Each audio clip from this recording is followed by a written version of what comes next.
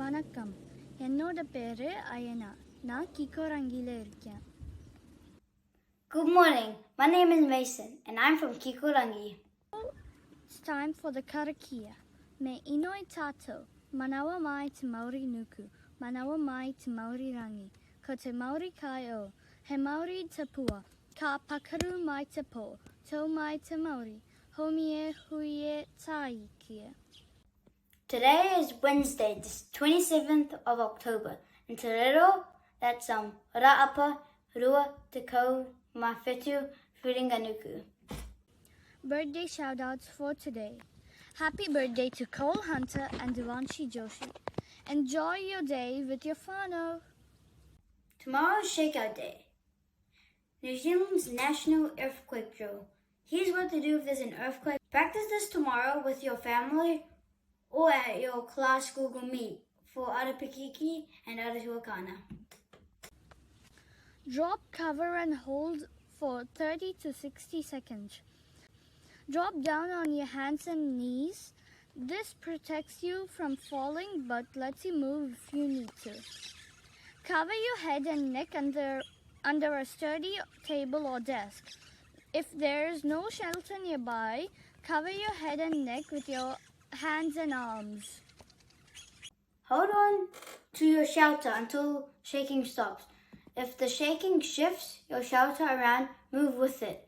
While you are doing the drill, take note what might be happening around you in a real earthquake. Think about what you might need to prepare for a real earthquake.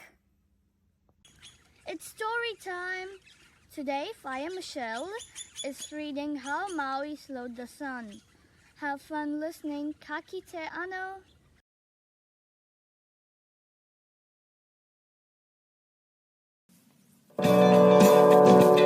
Well, the waves held Maui, and he floated on the sea, and the clouds kept the sun from his eyes.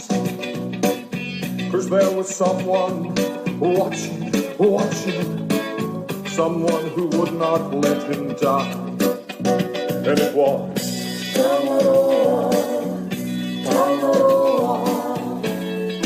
Lord of the sea. They called him How Maui Slowed the Sun.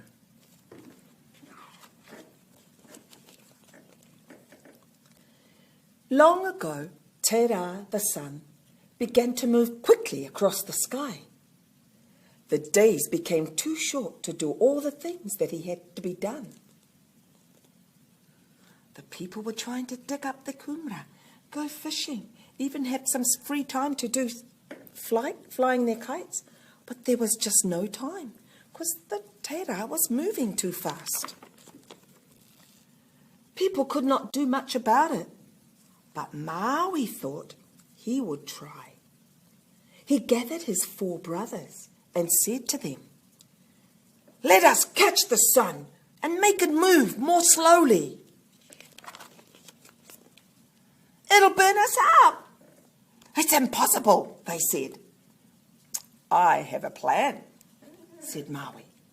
"If we make strong ropes of flax, we can snare the sun where it rises." Look at their faces, children. Do you think they want to work with Maui to try and slow that sun down? Let's see. The brothers still weren't happy, but they helped Maui to cut the flax. Do you know, children, what would they have had to have done before they cut their flax? Before they cut their flax, remember we talked about it? You never just go and cut flax. You have to give thanks to Papatuanuku, don't you? And you have to thank the flax plant for allowing you to cut it and use it for your good. So they did. They cut the flax, put it over their shoulders and went to work on it. I wonder what they made from the harakeke. Can you remember?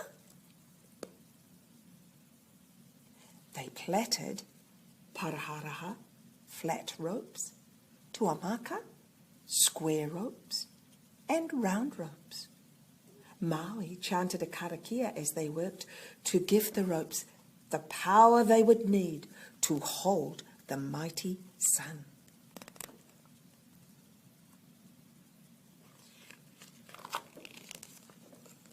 At last, the ropes were ready and they set off where the sun rose. They only travelled during the long nights as they did not want the sun to know they were coming.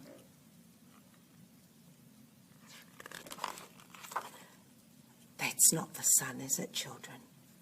Who can tell me what that one is? Starts with M. Marama, the moon. Well done. Remember our song, Maramataka? Yeah, the calendar song, all about Marama, the moon. It was many miles to the home of the sun, but as the bush gave way to shriveled scrub and the ground grew warm underfoot, they knew that they were nearly there. There they are, children, walking through the bush now, coming into the dry land, because it's getting drier and the ground's getting harder the closer they get to the sun. Soon they reached the great pit from where the sun would rise. "Help me build a wall of earth to hide behind," said Maui. "Hurry, my brothers, for the sun is beginning to awake." He can feel the light and the heat coming up. There's the brothers here, and they've got to build a wall to hide behind, a wall of rocks, so that the sun won't see them. The five quickly piled up enough clay to conceal themselves. They crouched behind it as the ground began to tremble and shake. "Do not throw your ropes until I say so," hissed Maui. "And when we've caught it, do not let it go." There's the wall. The brothers are waiting. Maui's got his magic jawbone hook. What's he going to do with that, I wonder? First, the fiery flames reared above the wall, but Maui kept as still as a tuatara. Remember, we talked about tuatara.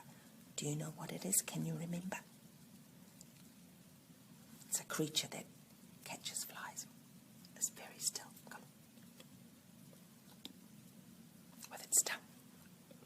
It's called not a lizard, but a type of lizard. A tuatara. Then came the great whirling eyes of the sun, and Maui muttered a here, or a chant. "Ooh, here comes the sun. He can see the eyes now."